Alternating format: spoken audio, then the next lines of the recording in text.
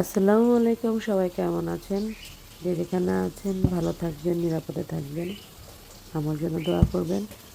আর আমি যেই আমার বান্ধবীর বাগান থেকে লাউ পাতা নিয়ে আসলাম, সেটা দিয়ে আজকে ইলিশ মাছ দিয়ে ভাপা ইলিশ করবো। চলুন দেখে নিই। লাউ পাতাগুলো বেশ সুন্দর, ফ্রেশ এবং অনেক বড় বড়। এগুলো আমি পানি দিয়ে সুন্দর করে পরিষ্কার করে নিচ্ছি। ধোয়া হয়েছে, এখন লবণ দিয়ে এটাকে আমি 20 মিনিটের জন্য ভিজিয়ে রাখি। তাহলে শাকের ভিতরে লবণগুলো ভালো মতো যাবে এবং শাকটা একটু নরম হবে।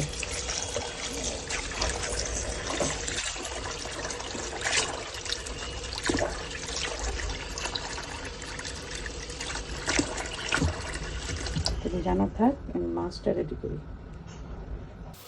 যেরকম দুইটা আমার বেসিনটা ভরে গেছে, এটা অবশ্য ক্লিন করছি, তারপরেও বোঝা যাচ্ছে যে একদম ফ্রেশ। দেখো রক্ত রাখবে রস, এটা এটা ইয়া করতে ডিপে রাখে নাই, ঢোকার সঙ্গে সঙ্গে আমাকে দিয়ে দিছে। এটা মরি পাপার জন্য সরিষা ইলিশ করা হবে।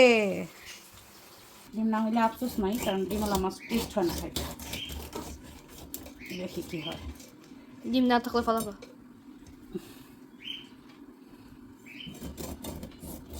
রত সব জায়গায় টাটকা চামচটা রক্ত বের হয়।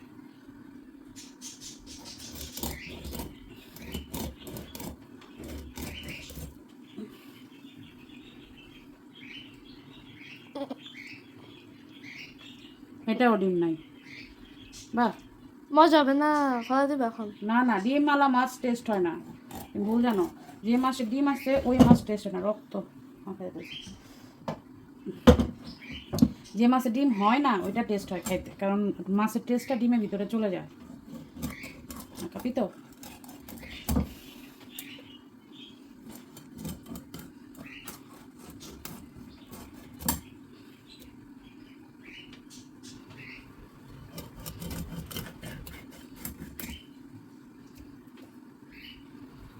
এটা হচ্ছে মাছের গাদা বলে, ওটা পেটি বলে, ওদিকে ধরো। এগুলো হচ্ছে মাছের পেটি, এগুলো মাছের ইলিশ মাছের পেটি, খেতে অনেক টেস্ট।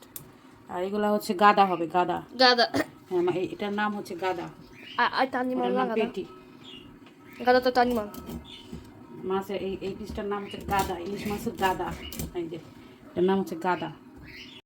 দুইটা মাছের ভিতর একটা মাছের পেটে ডিম ছিল, একটাতে ছিল না। তো আমি যে মাছের পেটে ডিম ছিল সেটা থেকে 4 পিস মাছ নিয়ে আমি সেই লাউ শাক দিয়ে সরিষা ইলিশ এবং ভাপা ইলিশ যেটাই বলেন ওটা করে নিব। চলুন।